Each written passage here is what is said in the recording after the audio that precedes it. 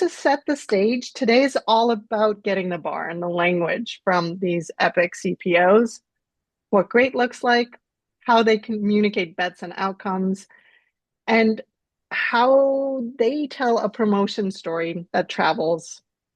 And specifically, we're in 2026 now. I can't believe it.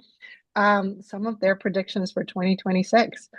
So I'd love to kick off with just introducing each of you with your own words. So, Yui, do you want to go first? Sure. Hi, everyone. My name is Yui. I am currently an executive coach, and I also teach a course on Maven on executive presence and communication. Prior to doing coaching, I was in product for many years. So my last role was a CPO and CTO at a digital health startup, Series C.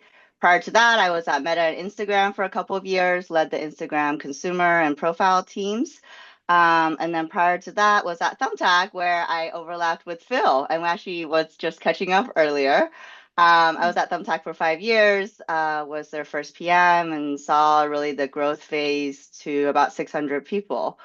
I've dabbled a bit in VC, founded my own startup, wine e-commerce startup, if you ever want to talk about wine. And that's a bit about me. Ooh, I do, but maybe a different A lightning different lesson. learning lesson. Happy That to. might be even more fun than this one. So we'll put a footnote in there. Ezine, do you want to introduce yourself? Yes, I am Ezine Udezwe. I am the co-founder of Product Mind, which is a product consulting and advisory firm. I advise and train product leaders at enterprise companies as well as founders at startups on just the idea of what a product system is, as well as AI readiness right now, because that's what most people are thinking about. But more importantly, strategic transformation. Whenever there's always often change happening in industry. So that's one of the things I do coaching and advisory on, as well as work with them in as a consultant.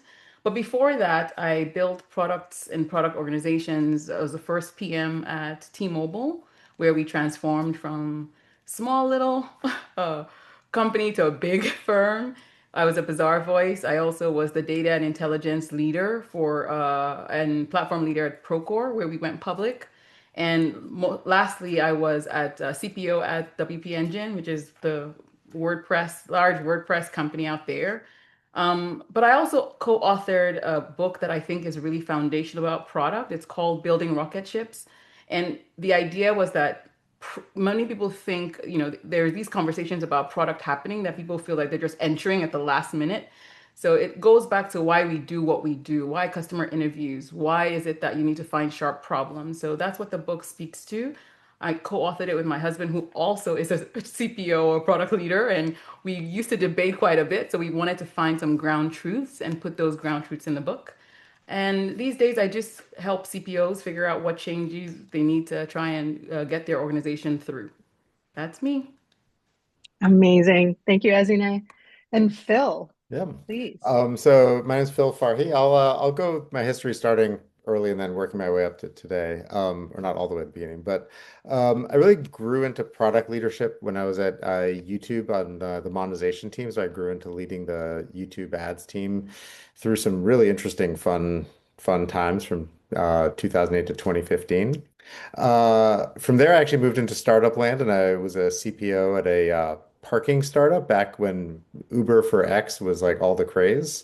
That one ultimately failed, which was an interesting experience. I moved over to Thumbtack, where you and I overlapped, and I grew into the CPO role there. Then my career started taking like an interesting started taking some twists and turns. I went over to Pinterest where I took a senior IC role. So I was working on building a creator ecosystem. So I moved out of the management realm. And now I have a portfolio of engagements where I served as like interim and fractional CPO for a couple of different companies. I advise a lot of heads of products and product-oriented founders who are like trying to like move their product org up to the next level. And that brings me here. Awesome. And Phil, next time we meet you, I hope there's a book on the shelf like Ezine's and Yui's. Yes. A little bit about myself. I've moved up the product ranks, started my career at BlackRock, then moved into Open Table to work with restaurants. That was the first marketplace I worked with. I see a couple of parallels with Phil and Yui here. And then went to become a VP of product at a company called Liquid Space, which does commercial real estate, where I manage product design and marketing. Spent time as a general manager at Nextdoor, focused on the local business side of things. And then finally, spent time as a CPO at two different companies, a health tech company called Nuna, where we focused on value-based care, and then Brain Trust, where we did a lot of AI work in the recruiting space. And like the folks here, I've moved much more portfolio. So I work with companies now, advising on product strategy, coaching, in addition to teaching a couple of courses on Maven. So we'll have a separate session about once you make it to CPO, what to do next with your life, but we'll leave that for another time. So I wanted to turn it back to Yui and really define the bar and some of those signals, like as you went through your career. And when you're looking at a director or a VP and think, this person is CPO track, what are those signals you see and how they operate? Yeah, it's a great question. I always think of that scene from The Office or Office Space where the guy is not doing anything. He's got like a fish on his desk from going fishing. And they're like, oh, this guy, we should promote this guy. Now, it's an extreme version of something that I do think is a bit of a reality in corporations, which is the person with the relationship, the person that people know, the person's name that people remember and is known for something that is related to business impact, hopefully not fishing, unless you're in a fishing company, is one of the signals, one of the really powerful signals that this person is going places. And I'll mention one more, which is I often also just think about momentum in general, which is a combination of history and the length of time you have at a company. So if you're always hopping around, 1 year, a year and a half, it's very, very hard, especially at the senior levels, to continue to get promoted. There is something to be said about momentum Mm-hmm. within an organization where people really kind of double down and say, like, wow, this person has been really going through the ranks or getting different roles or getting more important projects. So I should double down on this person. Even if, let's say, someone else has a similar skill set, right, or a similar capability in the same dimensions, you can take that person where you kind of see that history and you see the progression because then you kind of trust, like, okay, if I give them that next step, the same thing will happen where they're able to grow into that role. The worst thing that I think leaders fear is often, promoting to the point of incompetence, right? Or however that phrase goes. It's like you don't want to promote them to a point where it's like, okay, this person clearly isn't going to be successful in this role. I love that, really, the momentum and a level of stretching them, but not so much that you get past your skis. So building on that, Phil, building on that momentum, when you think of just the work and how things differ between maybe director, VP, CPO levels, what are some of the focus areas around decisions or outcomes that those different levels carry? Yeah, it's a great question because there's such a very clear thing that I think happens when you go from like director to VP CPO, which is that you start to manage a portfolio of time horizons. And there are all kinds of interesting things that fall out of having different time horizons at the same time. If I think about like the growth that gets you to the director management layer, you probably like have an area of work and that area is growing. And as it grows, you start to break up the work and you delegate it. But everything is still kind of focused on it might be a short time horizon where you're going 0 to 1, or it might be a longer one. But when you move up to that VP CPO level, all of a sudden you are both managing a set of efforts that are trying to drive a business impact like this quarter or this half, as well as taking some speculative 0 to 1 bets, and you're doing them both at the same time. And the work kind of changes because for each time horizon, your teams have like different types of goals. They have different rituals for how you're going to manage them. You might need to bring your own different management style to different teams and different goals. And what happens is you're switching between those like many times a day.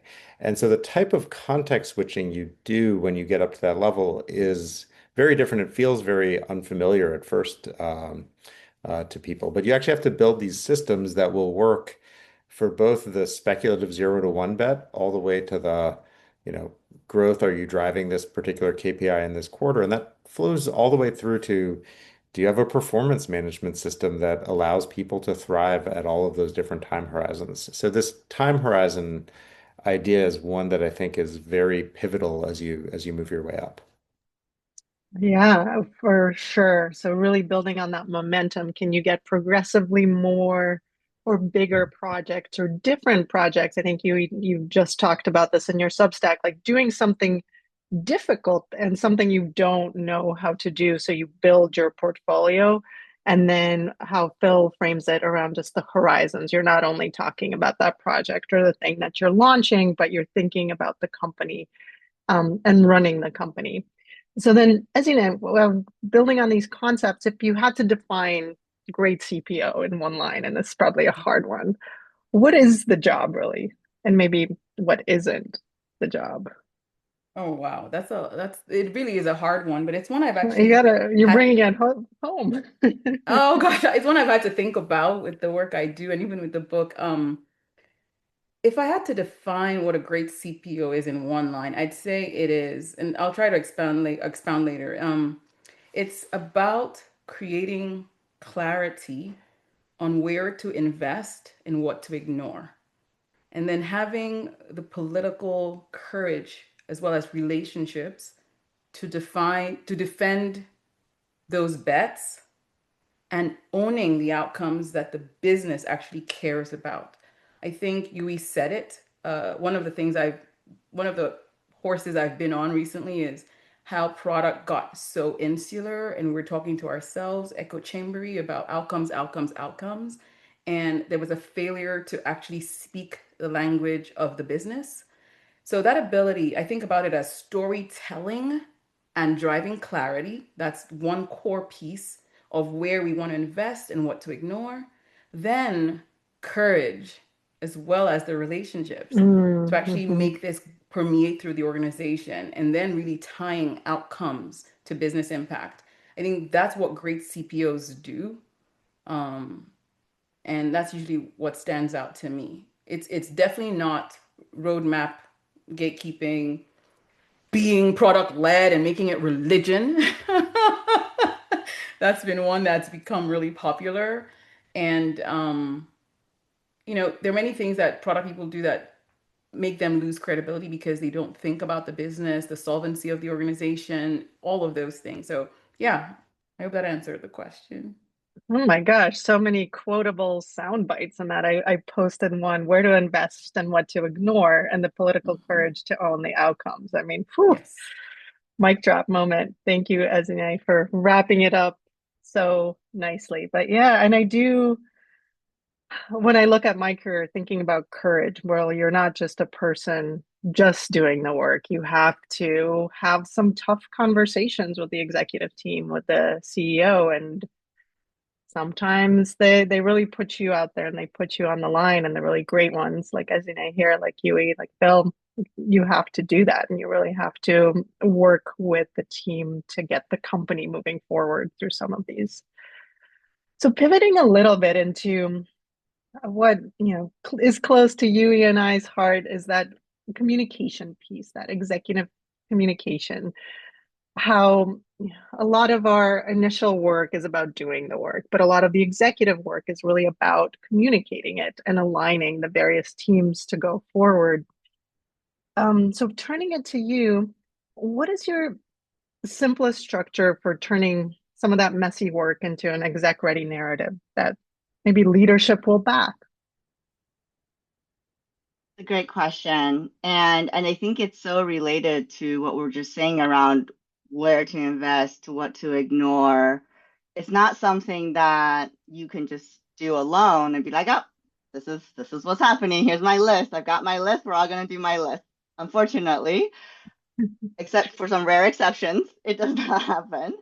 And so communication and influence becomes a critical part of the role. And I often think of the CPO role as someone who empathizes with all the different functions, sees their perspective, and then sees the common thread and kind of pulls on that common thread across all of these functions to get everyone moving in a similar direction or just moving, period, rather than sort of going round and round and having the same conversations. So, from that perspective, when I think about communication and executive readiness, there's a big component of empathy, which is around what resonates with whomever it is that you're talking to. So there isn't let me give you one framework, and that's going to be the magical thing that if you stardust over your writing, it's magically going to work. There is a huge part that is just understanding the context and the priorities and the goals of whomever you're writing this executive document for, and then starting with that in the conversation, in whatever it is that you're writing, or at least including it in the piece that you're doing. The second thing I will say is I often talk about, and I'm sure many of you on this call have heard about doing outcomes first, sort of business level outcome first, right? We very often come with, I need this. I want this. I think this is a good idea. I think we should build this feature for these reasons. My users, the I and the my. And guess what? The person you're talking to doesn't care. They don't care what you want. They care about the things on their plate and their priority. So again, um, summarizing it, but summarizing it in a way that speaks to the priorities of the other person and leading with what is, and usually when you have many different functions, where that comes together is at the business level. It's about revenue, it's about margin, it's about things on the financial statement, not, a specific goal around that your team has. So often the intersection is at that level. And so I often think about framing executive documents at that level rather than somewhere further down at the team level, because that's what's going to resonate with the other folks that you're talking to. I like that. And as annoying as it is that we can't just, pound our fists and do what we want people to do, what really resonated with me is empathy, really understanding your audience and their context is what really carries your message. Azine, I wanted to turn it over to you. When you're working with your team, what are some of the phrases or patterns that signal activity versus impact when you hear some of those product updates? I think most PMs have measured in the past their progress by what they shipped, right? And the thing I've really told my teams and the VPs that have worked for me on how to coach their team is to really ask to look at and coach PMs to speak about what did they learn, what changed, what moved. If you start with that, it's a very, for example, we launched a new onboarding flow and it's live for all users, right?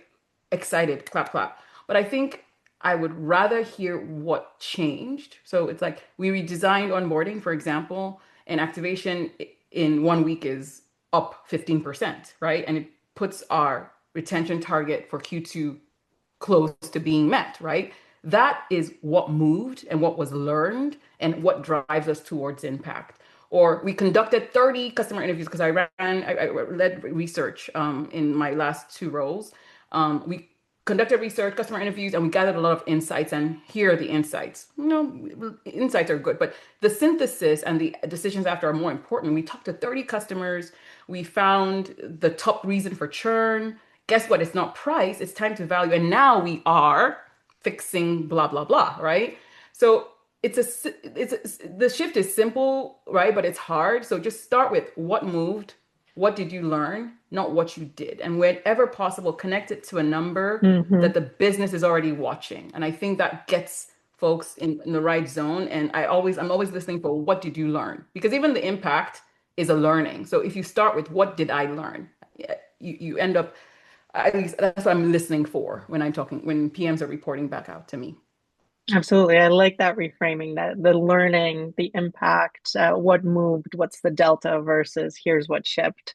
And Hmm. that brings me to Phil, like when you think about some of those times when maybe nothing moved or you don't have um, the data complete, how do you communicate a bet? How do you communicate a horizon that's farther out with Yeah. enough conviction to move? Where you don't know if AI is going to be a thing from 5 years from now. I'm pretty sure it's a thing, but Yeah. crypto, I don't know if it's going to be a thing 5 years from now.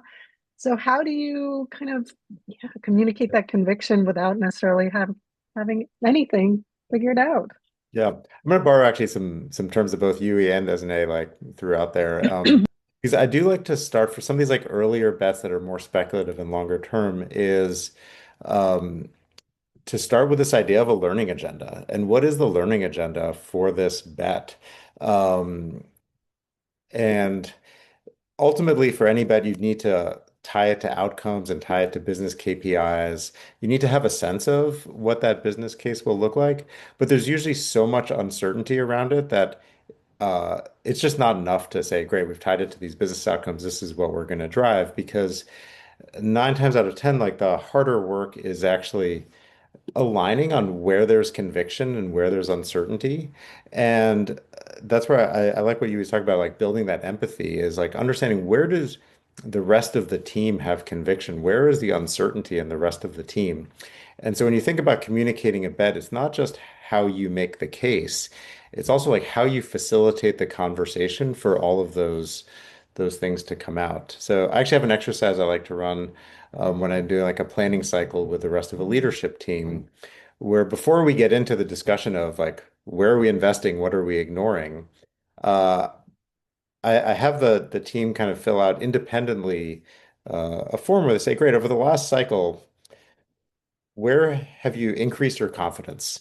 What do you what do you feel like you still don't know? What do you feel like we know we shouldn't be doing? And I have everybody do it independently.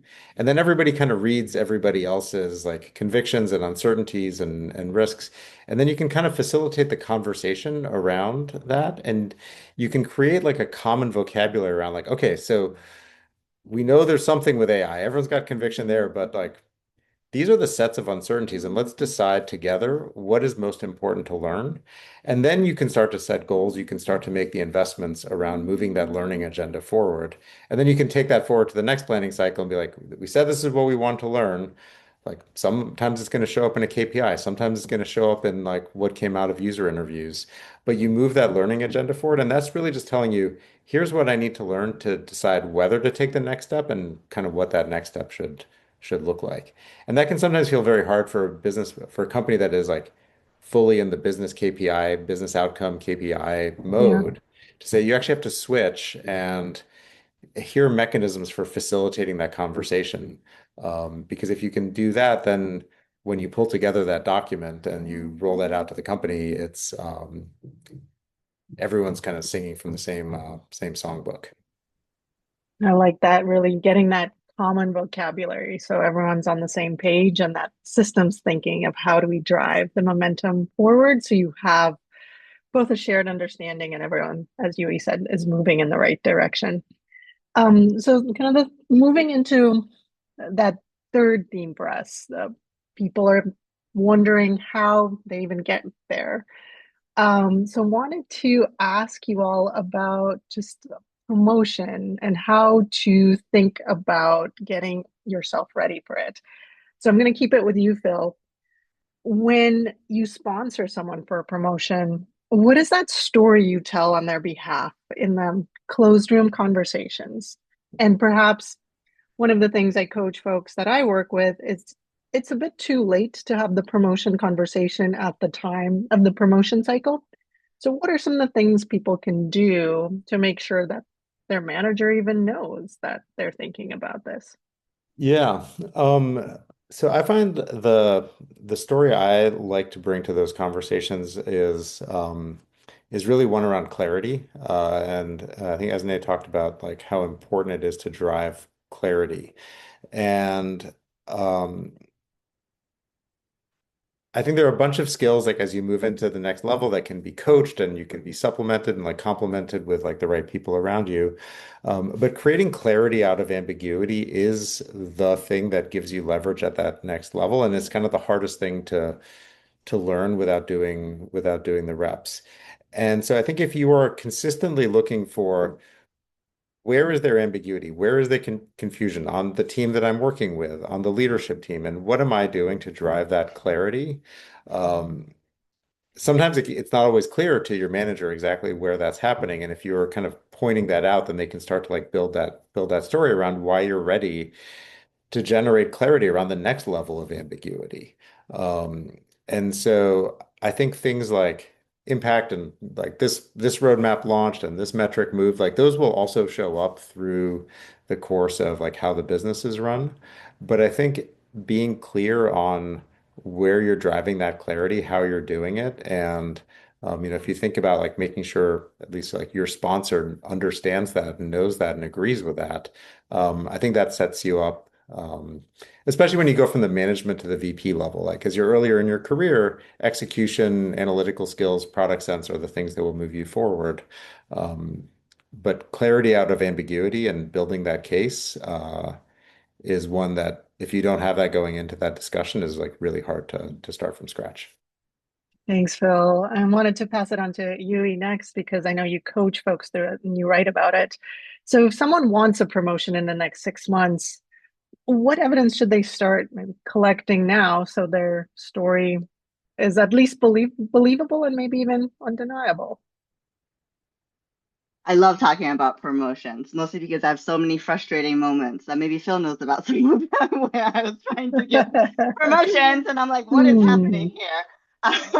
So I guess I'll go for two things. So one is I think we often are pretty good at saying this is what I've accomplished, this is what I've done, here's what I've shipped, here's what I've launched, here's my impact, right? And therefore give me the next level job. But often there's a disconnect there. People will be like, okay, so you ship these things, but why should I give you the next level job? And I often find that there's two other components that are missing. So one is the why now. So, okay, you're ready. You've done things that are very impressive. You've maybe even been at this next level for a while, but why should I promote you now? Unless you're a company that is just fantastic and amazing and, so good to its people, love those, but very few. Most companies need a why now business reason. They need a like, why should I spend extra money when I can get 6 more months out of you and pay her the same amount? Not to say they're evil, but Or there is a maybe bit three of why, years. or 3 years. But okay, I didn't have to wait that long. Sorry. But there is a bit of why now. And so, this is why sometimes people get frustrated. They see a peer who like gets an offer from another company and then they see the counter offer, right? Because it adds to the why now. But there are other why nows that you could use. It could be because the role that you're about to step into the next 6 months requires a certain level of team and leadership and certain hire, and it'll be easier for you to make it from a more senior position. It could be that if you look at all the different roles that are up for promotion, yours is the most important one. So actually, like saying those things are fairly critical, I found, rather than just kind of assuming, oh yeah, everyone knows that the product role is important. So obviously my promotion should go. It's actually important to kind of make the case for the impact it's going to have and the timing, and the critical component of timing. Um, and then the other thing I might think about is, especially if you're at a bigger company, who actually makes the promotion decision? I know Mhm. it sounds silly, but there are many, many scenarios, especially at bigger companies, where your manager or even your skip isn't fully at all in control of your promotion. And so it's a panel, there's multiple people on it, there are budget questions, there are cross org questions. So really kind of understand like who are going to be the players that are in the room for that promotion conversation. And make sure that you're on the radar for all of them rather just like, oh, my chain of command knows who I am and thinks I'm amazing and thinks I'm ready, and that should be sufficient. Just help them make the case by figuring out who these other people are and making sure as much as you can they're also on board. I love that. And that's a very different. different reframe than, hey, I did a bunch of stuff. I'm great. So you should clearly Mm, promote me, but connecting it to the business, the why now, and also understanding who actually makes the decisions. Any tips, Yui, for changing your mindset to start thinking sort of beyond yourself in that context? yeah, I often go back to that business lens, that high level business lens of why do I need a more senior person in a role? And why should it be me, like me, or then you, Mm, the person, right? So the first is rather than starting with you and here's all the amazing things I've done and I deserve it and I want it and I'm ready, frame it from like the business needs perspective of why does the business need someone more senior? What additional value or impact or benefit are you going to deliver? And then make the case for why you would be a good fit for that role. I love that. So building on top of just that reframe Yui mentioned, as in a to you, how do you think about communicating leverage outside of just like I have a counter offer, pay me more money, which Mm-hmm. is direct. Um, what are some of maybe concrete examples of like leverage at a director level, and how does that reframe as you move up the ladder? Okay. Before I go there, I do want to kind of touch on what Yui said and really be open and honest and saying just sitting on the other side, it's really important that people know that promotions are pretty deliberate and they usually happen for like about four, maybe five reasons. And some of those have to happen together. So it is hard, not because your boss is being difficult. It's that number one, you have to check the performance box.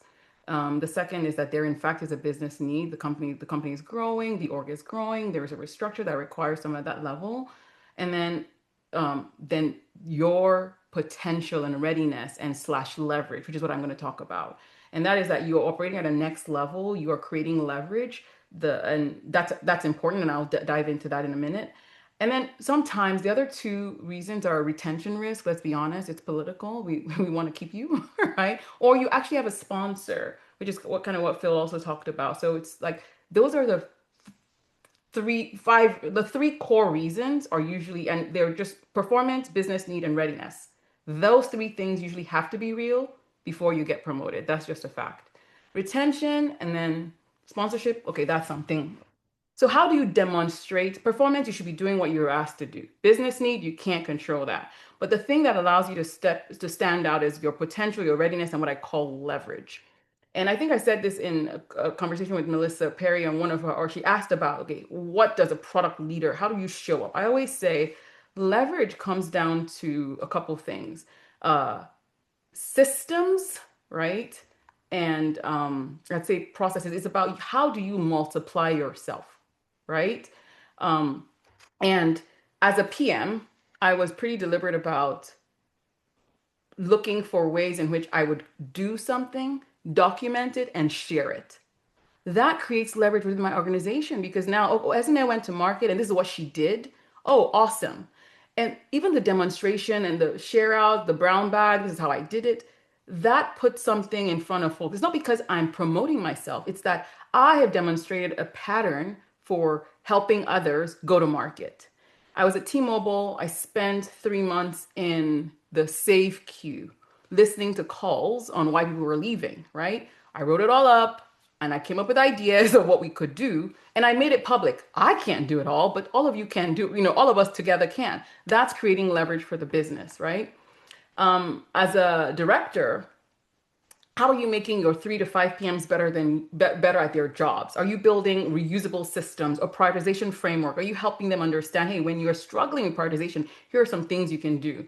An example for me, actually into the CPO role, was that I had created a playbook on how to hire and how to onboard and how to disseminate information in the organization. So when the private equity firm had heard about this, next time when they were looking for someone else, guess who they called? They're like, yeah, hasn't it had a playbook, right? So that's what I really want to encourage you, like for example, at a VP level, um, are you able to help even the VP of engineering understand how to create an org because you're looking at the company goals or the company strategy and designing your org. Like what are your principles for creating your organization? If you're able to share that, that also shows that you're creating leverage, not just for yourself, but for the entire company. So that's an important piece because I said performance is doing what you've been asked to do. Business need you can't control, but that little piece of creating and showing potential, showing readiness, showing leverage, that's the piece that I think is actually the differentiator for most people. I love that. Really showing you and showing your work. I think a lot of people struggle with that. It feels a bit promotional. It feels like it's for sales, but it is leverage because if people don't see you, don't see your work, then, have you even done it? Or why should they care about that? Yeah, go I, ahead. I, I want to be clear. It's not just people can promote their work, but can you systematize it? Can you Oh, extract the yeah. core thing from the work so that others can play? So it's not just about you, it's about how others can gain insights from you to then be better. If you lead with that, I think that's the differentiation. Yeah, I I love totally that. agree. Can I add to that real quick? I think the way that I'm interpreting that is you're basically lifting other people up, right? There's many companies that have this like lift each other up value. So if you're lifting a bunch of other people up in a scalable way, then if you do leave or if you don't get promoted, then it's not just you leaving, it's everybody else is going to operate also at a lower level. So the company essentially is losing a lot more, and that's kind of the leverage piece of it. Agreed. And you can't sustain at your level without a system. You're Right. moving from you're doing a bunch of stuff to now have a bunch of people doing a bunch of stuff. But how can you up level that? How can you move that forward? Oof, some really good takeaways. Wanted to move us into 2026 predictions. I can't believe 2026 has started. But I'd love to hear well, let's start with Yui. In 2026, what changes about how product leaders are evaluated, and what should ambitious leaders do differently starting now? I'll go for the easy one first. If your company hasn't already, I am sure AI is somewhere going to be in your performance review, in how you're measured, in what people want to talk about. So if you're not in a very ideally in-depth way, learning about how these systems work, learning about how these models work. That's going to be a big part of it. I don't know if that's a new prediction. I think it's been evolving for a while. The thing that I'm excited to see how much it plays out is sort of what's been starting around the role merges around PM, design, engineering, research, sort of this builder role that's been shaping up and sort of having a person play many hats. When I was at Instagram Meta, and I'm sure Phil and you guys have seen sort of just really awesome designers who can be PMs, engineers who can be PMs, and PMs who can be great engineers. And so you already saw a bit of that without AI. And I'm really, really excited to see how much that can play out with AI when you're not talking about sort of the 0.01% best, PMs and engineers in the world and how far down that can go, and just be more widely adopted across companies. I love that. I feel like what's old is new again. When I started my career at BlackRock, we didn't have design, we didn't have user research, so I was up all night, with the trading teams mapping their workflows, and now you're expected to do that again. But I do agree with that prediction. Esine, what about you? What is one maybe capability you expect product orgs to build in 2026? Obviously AI, right? But I think the Come two on. I'll give I'll give you two for the price of one, right? I think that there's pressure on outcomes now, even in pricing. So I think that it's no longer about the feature shipping. That is so inconsequential. And about the product development piece, I think that's inconsequential. Is the so what is actually how people will be measured going forward. Because if even your users are not expecting to pay by seat or by how many times they open an app or whatever it is, and they're really looking for companies to drive outcomes on their behalf, I think that's going to get pushed down into the PM org in some Hmm. way. So I think outcome accountability I know we've said that for years, but I think it's going to become really real um, now, more than ever before. And then the Yeah, so last not is just more something, shipping. yeah, not more shipping. And most people launched and yay, good, check. It's the so what. You can do the development quickly. You can actually do some go to market a little quickly. So then within a quarter, it's like what happened? That's going to become really critical. Mm. Um, Tied to that, uh, if your COO can vibe code, right? And your CFO can vibe code, they're going to want you to speak their language a little more to defend your position.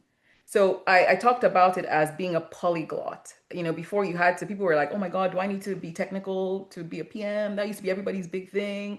Oh, should I know coding? How do I talk to engineers if I'm not? Now I think not only are you faced with talking to engineers, you're going to be in front of your CFO, your COOs, defending your position and talking about why a bet matters. And so I think that being able to speak the language of engineering, understanding what an IDE is, understanding how AI works, and also connecting all that activity to the financial outcomes that the business cares about. So those are two things that have to Mm. evolve within the product organization this year.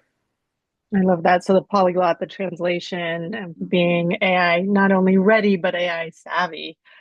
Phil, anything to add on top of those big Yeah, words?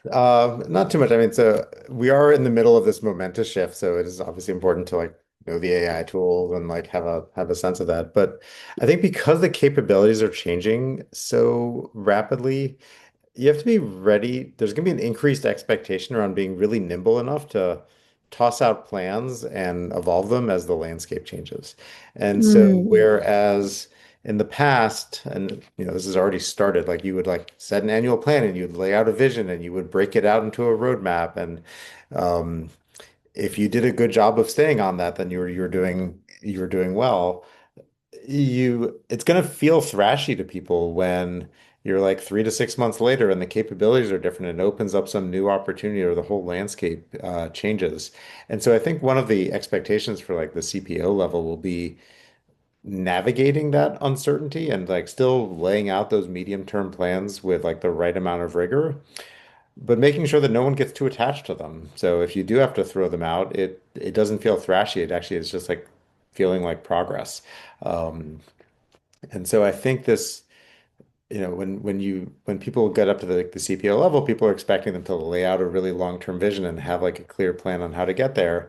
And that's just getting harder and harder. And the expectation will be that you can like bring your team along through that, what might otherwise feel like thrash, but is actually just progress in this particular moment.